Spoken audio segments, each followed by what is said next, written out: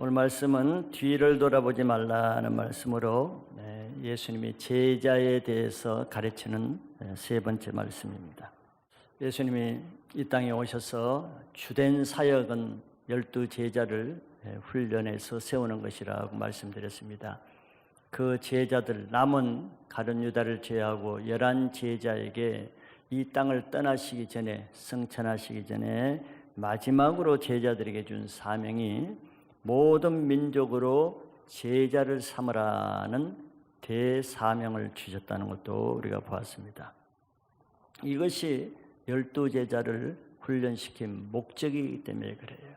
그냥 훈련을 위해서 훈련시킨 것이 아니고 훈련받은 자라야 또 다른 제자를 세울 수 있기 때문에 훈련받은 이 제자들에게 다른 사람들을 제자로 삼으라고 말씀하신 것입니다. 예수님은 처음부터 제자로서 기본적으로 어떻게 살아야 되는지 기본적인 제자 훈련의 기초를 쭉 3년 동안 가르치신 것입니다. 이것이 우리 신앙생활이에요. 우리가 무슨 일을 하기 위해서 태어났습니까? 아니죠. 하나님을 사랑하고 하나님을 섬기기 위해서 신앙을 하는 것입니다. 그래서 신앙을 시작할 때부터 처음부터 이런 제자의 삶에 대해서 알고 신앙하는 것과 이것을 알지 못한 채 그냥 교회를 다니고 그냥 신앙하는 것과는 큰 차이가 있죠. 처음 신앙생활을 훈련받는 신앙으로 시작한 사람은 그때 말씀 때문에 어려운 사건이 만날 때 그 훈련이 문제가 되지 않습니다. 왜 그렇겠어요? 신앙이라는 것은 이렇게 하는 것이라는 기본 개념을 가지고 있기 때문에 그렇습니다. 신앙은 내가 생각은 틀려도 내가 말씀대로 살아야지, 그래야지 하는 기본 틀이 있기 때문에 그렇게 시험거리가 되지는 않죠. 그런데 신앙을 처음부터 이런 훈련 개념으로 하지 않고 말씀 중심으로 하지 않고 말씀대로 안 사는 신앙을 그대로 해온 사람이 어느 날 갑자기 말씀대로 살아야 한다는 것을 제시받을 때 시험이 되지요. 왜 말씀대로 살아야 되는 거예요? 왜 내가 내 뜻대로 못 사는 거예요? 나는 이렇게 살고 싶은데 교회는 왜 자꾸 이렇게 살라는 거야? 시험이 되지요. 오해가 되지요. 왜 그것이 말씀대로 지금까지 안 살았는데, 말씀대로 안 살아도 내가 교회에 얼마든지 다녔는데 왜 이 교회는 말씀대로 살라고 자꾸 이렇게 하는 건가? 시험거리가 되는 거죠. 훈련에 개념이 없는 사람은 그래서 처음에는 신앙을 잘 하지만 이제 말씀에 부딪힐 때는 넘어지게 됩니다. 신앙을 배반하게 되는 거죠.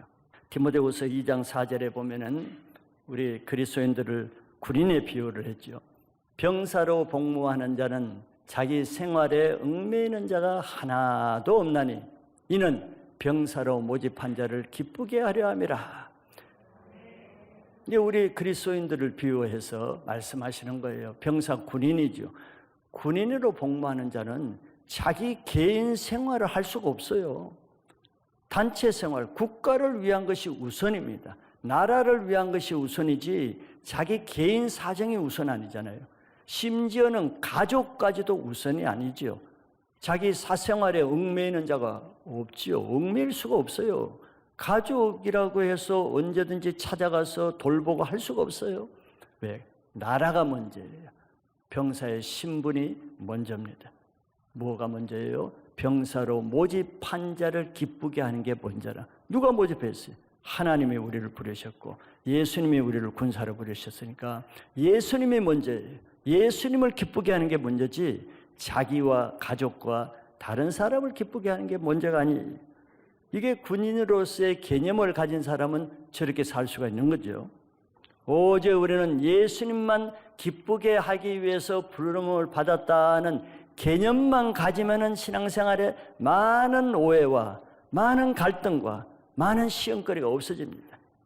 그게 개념이 안 잡히니까 늘 오해와 불만거리와 시험거리가 되는 거죠. 우리의 적은 마귀입니다. 군인이 왜 부르심을 받는 거예요? 적군, 원수가 있기 때문에 적군과 싸워서 이겨야 되기 때문에 군인을 모집하는 것처럼 우리는 마귀라는 우리의 원수가 있는데 그 원수 마귀와 싸워서 이기기 위해서 군인이 되어야 돼요. 즉 훈련을 받아야 된단 말이에요. 마귀보다 강한 군사가 되기 위해서는 강한 훈련이 필요한 거예요. 이것을 우리는 다른 말로 하면은 제자 훈련이라. 마귀는 마귀의 제자로 훈련시키잖아요. 악한 자, 살인자, 원수 같은 자를 훈련시키잖아요. 악한 것으로. 그게 맞서기 위해서 하나님은 우리를 예수의 제자로 훈련시키는 거예요. 그래서 예수님은 우리를 강한 제자로 훈련시키기 위해서 3년 동안 여러 가지 훈련을 시키는데 오늘도 보면은 그 중에 우리에게 한 가지 부족한 것을 늘 훈련시켜요. 훈련이라는 게 뭐 잘하는 것을 뭘 훈련시켜요? 잘하는 것은 잘하기 때문에 훈련할 필요가 없어요. 잘하는 것을 방해하는, 잘하는 것을 막는 그것이 뭐냐? 한 가지 부족한 것이란 말이죠. 그래서 예수님 오늘 말씀도 이 사람에게, 오늘 세 번째 나온 이 사람에게는 한 가지 문제가 뭔가를 예수님 다 알고 계십니다. 다 아시죠? 아시니까 예수님의 말씀을 들어보면은 이 사람의 문제가 뭔지, 이 사람의 문제가 어떻게 해결되는지를 알 수가 있는데 그것을 통해서 우리 자신의 한 가지 부족한 문제도 해결받는 시간이 되시기를 바라겠습니다. 첫째, 이 사람의 문제는 아직 해결되지 않는 한 가지 문제는 같은 거지만 가족 문제입니다. 61절에 보니까 또 다른 사람이 이르되 주여 내가 주를 따르겠나이다마는 나로 먼저 내 가족을 작별하게 허락하소서. 이 사람의 말을 들어보면 말은 그 마음에서 나오는 거거든요. 말을 들어보면 이 사람의 중심을 다 알 수 있어요. 그리고 그 사람의 문제가 뭔가를 알 수가 있어요. 주를 안 따르겠다는 게 아니에요. 참 좋은 자세지요. 좋은 점이 많아요. 이 사람은 주를 안 따르는 사람이 얼마나 많은데 주를 따르겠다는 거예요. 근데 주를 따르는데 이 사람의 한 가지 문제가 있어요. 먼저라는 문제입니다. 나로 먼저. 근데 먼저가 무슨 문제냐 하면은 내 가족을 먼저 작별하게 하소서 하는 이 문제입니다. 주님을 따를 때 이 사람이 해결해야 될 먼저의 문제는 가정 문제였어요. 그것이 이 사람에게 한 가지 부족한 점입니다. 이 사람의 가족 관계는 지난번에 우리가 말씀으로 보았듯이 아직은 인간적인 가족 관계 차원을 넘지 못하는 이런 상태에 있습니다. 지난번에 우리 누가복음 말씀을 통해서 예수님이 나를 따르기 위해서는 나보다 자기 부모와 처자와 형제와 자매와 자기 목숨까지도 미워하지 않으면은 합당하지 않다 그랬어요. 이게 주님의 제자관이고 주님의 우선 먼저관입니다. 이게 충돌이 일어나죠. 가정에서 늘 충돌이 일어나는 문제, 사회에서 갈등이 일어나는 문제는 이겁니다. 우선순위를 바꾸려니까 이전 수구 세력, 기독권 세력, 이전의 우상의 세력이 가만히 있겠어요? 그걸 우리는 핍박이라고 그러고 대적이라는 말로 표현하죠. 여기 이 사람도 예수님을 이제 우선순위로, 예수님을 주로 따르기 위해서는 지금까지 우선순위 주로 따랐던 것을 버리고 이제 갈아타야 되거든. 흥가족 부대를 버리고 세가족 부대로 갈아타야 되는데 이 사람이 이걸 하면은 예수님의 제자가 되고 이걸 하지 못하면은 그냥 세상의 가족의 제자로 남는 거예요. 이게 이제 결정적인 순간이죠. 이런 순간을 예수님이 지금 말씀하시는 거예요. 이런 문제를. 예수님의 제자는 모든 것에 우선해서 예수님 먼저입니다. 그의 나라와 그 의를 먼저 구하는 것이 하나님 나라의 우선순위예요. 우리 인간은 피조물입니다. 숭배의 대상, 먼저의 대상이 못 돼요. 주님의 말씀에, 주님이 말씀하시는 것, 주님을 따르는 것, 지금과 나중 사이에 그 틈을 주면은 사단이 들어옵니다. 근데 이 사람은 그 틈을 주지요. 주님을 지금 따라야 되는데 무슨 틈을 줍니까? 먼저 가족을 작별 인사하는 그 틈을 줬어요. 지금과 나중에 틈을 주면은 이 사람 따르기 어렵습니다. 못 따라요. 예수님 중심이 아니라, 예수님 우선 먼저가 아니라 아직 가족 먼저, 가족 우선인 것을 예수님이 아세요. 그러니까 사람마다 예수님이 다 말씀하는 게 다르잖아요. 이 사람에게 이렇게 말씀하시는데 저 사람에게 저렇게 말씀해요. 왜? 그 사람에게 한 가지 부족한 문제가 다 다르기 때문에 그래요. 그래서 이 사람은 한 가지 부족한 것이 인간적인 가족의 정에 아직 매여 있다는 거예요. 이 문제를 돌파를 하지 못하고 있는 거예요. 가족이라는 문제 앞에서는 이 사람이 항상 뭐가 문제예요? 항상 가족 문제예요. 그 다음에는 예수님이 나중이에요. 나중과 먼저 사이에 이 사람은 틈이 있어요. 아직은 이 가족은, 이 사람은 가족관계가 예수님의 십자가 안에서 영적으로 맺어진 하나님 나라의 가족관이 아닙니다. 이 세상 나라의 가족관이에요. 이 세상 나라는 마귀가 다스리고 마귀를 경배하는, 마귀가 임금인 그런 세상입니다. 이게 전혀 틀리는 거예요. 자, 만약에 이 사람이 예수님 다 아시거든요. 왜 가지 말라고 하겠어요?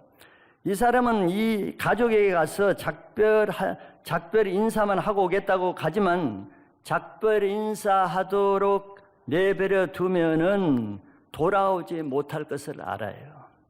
아시죠?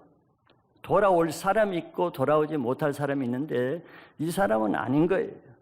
인간적이고 종교적인 가족은 자기 가족이 가족을 떠나서 예수님께 헌신하는 것을 미워하고 대적하고 저주합니다.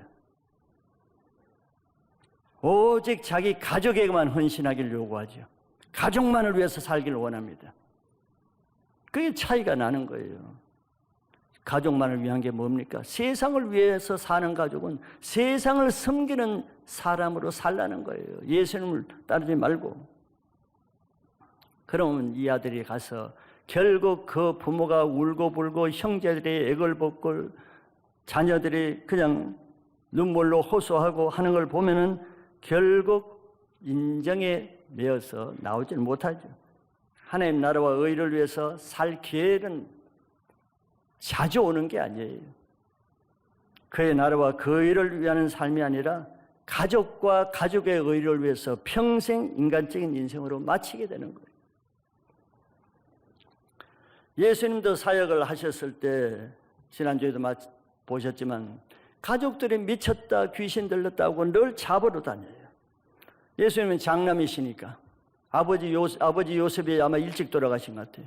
그 장남으로서 가게를 책임지고 집안일을 돌봐야 되는데 집안일을 안 하시고 가출해서 온 전국을 다니면서 하나님 복음만 전하고 다니니까 가족들은 하나님 나라 편에서는 너무 놀라운 일인데 가족 편에서는 살기 힘든 거예요. 경제적으로도 힘들고 가족 편에 보면은 정말 고통거리예요. 형이 미운 거예요. 아들이 미운 거예요. 그러니까 붙잡으러 다니는 거예요. 집에 와서 가족을 위해서 살라, 가족을 위해서 돈 벌고 살라, 목수일을 하면서 가족을 돌보라고 그걸 붙잡으러 다니는 거 아니에요. 그래서 하루는 예수님 또 제자들과 열심히 사역하고 있는 현장으로 또 붙들려왔어요. 어머니와 동생들이 찾아왔을 때 예수님이 그때 한 말씀 하셨어요. 영적인 하나님 나라의 가족관에 대해서 이렇게 말씀하셔요.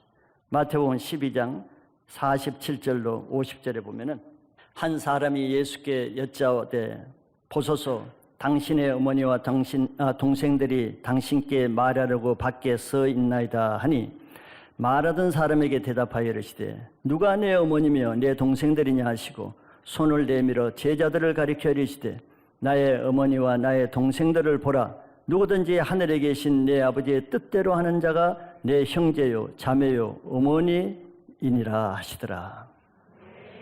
가족들이 들어가면 심히 좀 섭섭하고 상처가 되겠죠.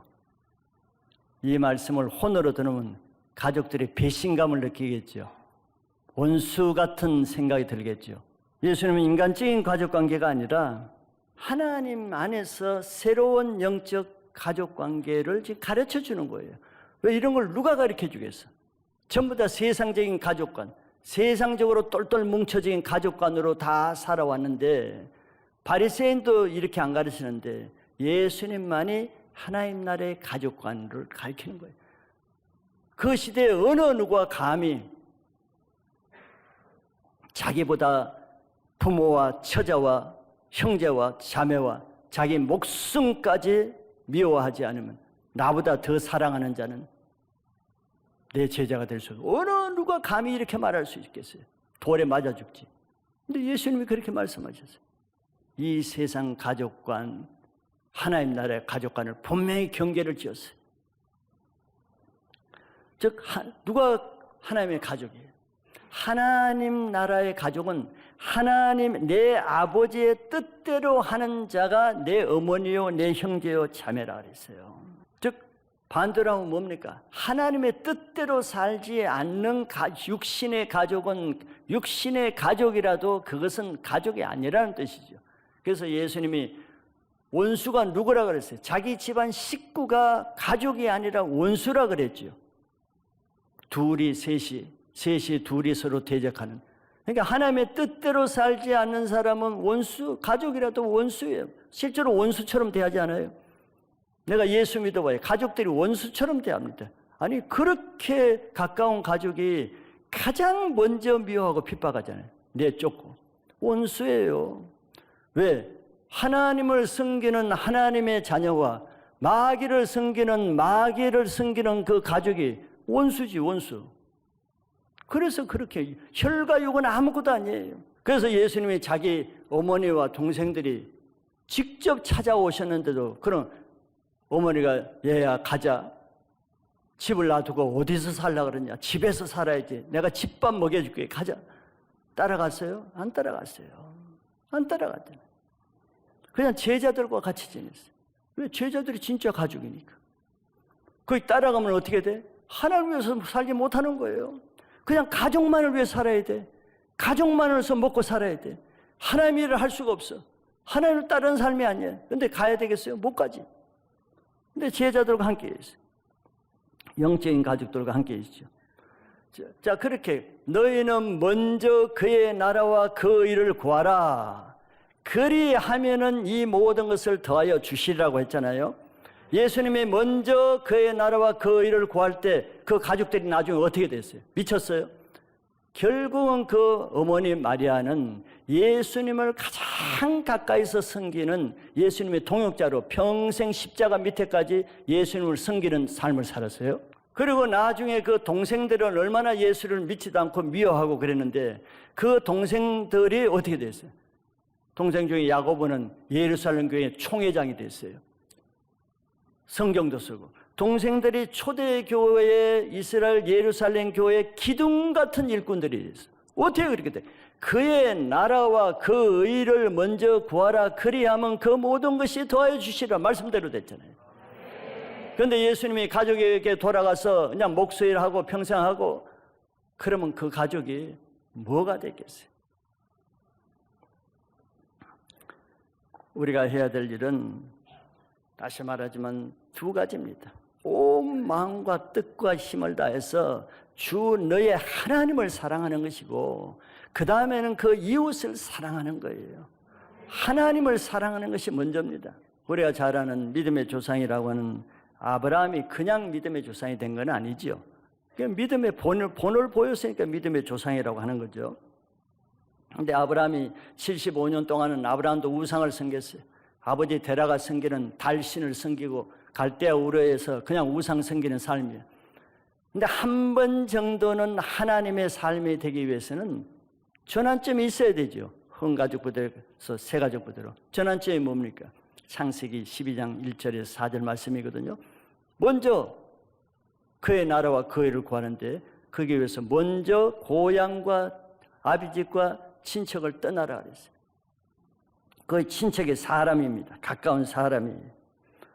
그런데 떠날 때 아브라함이 마지막 떠나니까 친척에게 인사나 하고 아니면 상의를 좀 하고 상담을 한 다음에 떠났으면 떠날 수 있었을까요? 그 친척들이 떠나게 해주겠어요? 75세 자식도 없는 그 노인이 떠나서 어디 길거리 가다 객사할 그런 형편인데 어딜 떠나게 하겠어요?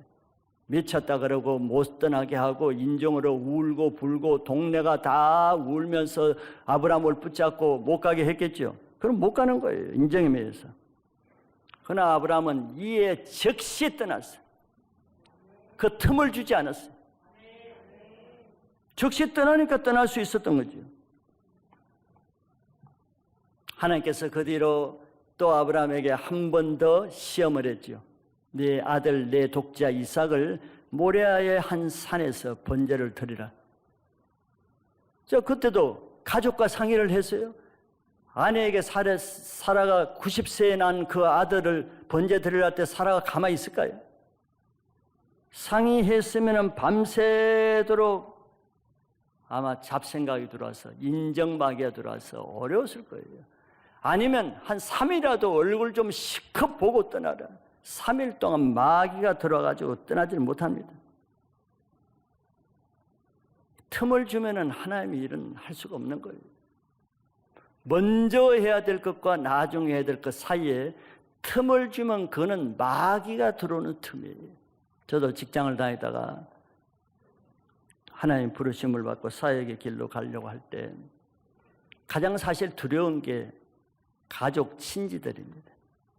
그 친들이 아무도 안 믿고 다 우상숭배니까. 그러니까 친지들로부터 많은 비난, 조롱, 협박, 미움, 배척 그 감당하는 게 쉽지는 않죠. 내가 그동안에 그렇게 못된 삶을 산 게 아니고 그래도 인정받는 그런 삶을 살았는데 갑자기 그런 사람들로부터 그냥 나쁜 말을 들으니까 그들의 마음에 그 어른들의 마음에 실망시키는 것이 사실 어렵더라고. 그리고 좋은 직장을 버리고 더 좋은 데로 갔다면은 할 말이 있겠죠. 그런데 신분도 보장되지 않는 애매한 캠퍼스 목자라는 이름도 없는 그런 걸 하니까 사람들이 계속 무슨 직분이냐고 묻는데 그것이 제일 어려워요. 사람들은 뭐라면 하나님 일을 한다 그러면 목사냐 그런데 목사 아니다. 그럼 전도사냐? 전도사도 아니다. 그럼 너는 너에게 뭐라고 하느냐? 난 세례요한 아닌데 그런 물어볼 해요. 아나 그냥 대학 캠퍼스에서 학생들 이렇게 가르친다. 그럼 교수냐? 교수도 아니다. 그럼 도대체 뭐냐? 목자입니다. 아니 목자가 뭐냐? 목사도 아니고 목자가 뭐냐? 신분의 이 애매함, 내 정체성이 없어진 거예요. 그때까지만 해도 이 한국교회 목자라는 신분은 없어요. 그러니까 완전히 사입이에요. 아무것도 아니에요. 그러나 제가 그때 신학교를 다니고 있어서 사실 전도사라 그럴 수도 있어요. 내가 신학교를 다녔으니까. 그러나 나는 내 명칭이 전도사가 아니고 목자이기 때문에 한 번도 나는 나에 대해서 전도사라고 말해본 적은 없어요. 그러니까 사람들이 다 미쳤다 그러고 그렇게 나에 대해서 실망을 하고 참 어려운 말들을 많이 하셨어요. 근데 지금은 내가 그런 분들에게 매 때마다 복음을 전하고 예수 믿으라고 하시고 그분들이 나를 얼마나 또 존중하고 또 많이 자랑하는지 몰라요. 내가 만약에 그런 눈총에 못 이겨서 그냥 그렇게 살았다 그러면은 내 인생은 지금 은남동에 남아있지는 않아요. 예수님을 따르는 데는 예수님 외에 그것보다 먼저인 그것이 우상입니다. 가족에게 인사하는 건 뭐예요? 가족이 먼저, 가족이 우상이에요. 그건 사단에게 틈을 주는 겁니다. 그 가족이 꼭 가족뿐이겠어요? 주님을 따르는데 먼저 돈을 좀 어느 정도 벌어놔야 되고 먼저 그래도 결혼이라고 좀 해놔야 되고 먼저 집이라도 사놔야 되고 먼저 아이들이라도 좀 키워놓고 먼저 노후 준비가 어느 정도 된 다음에 하려고 하는 것이 사단이 쓰는 카드입니다. 여러분들이 하나님의 말씀대로 못 사는 이유를 보세요. 다 먼저가 딴 게 있기 때문에 먼저가. 예수님이 이 사람이 먼저인 것을 다루는 거예요. 갔다 오라 할 수도 있잖아요. 가족 잡혀라는데 그런 문제가 아니라는 거예요. 갔서는 못 돌아옵니다. 주님을 따를 수 있는 기회는 내가 만드는 게 아니에요. 내가 따르고 싶다고 따라집니까? 아니에요. 주님이 허락하실 때만 가능한데 주님이 허락하실 때 그 틈을 주면 안 됩니다. 아, 저거 먼저 해야지. 이거 해놓고 저거 해놓고 이거 먼저, 그러다 놓치는 거예요. 주님이 주시는 기회가 주어질 때는 항상 아브라함처럼 이에 즉시 그것을 먼저 하셔야 그 기회를 차지하게 됩니다.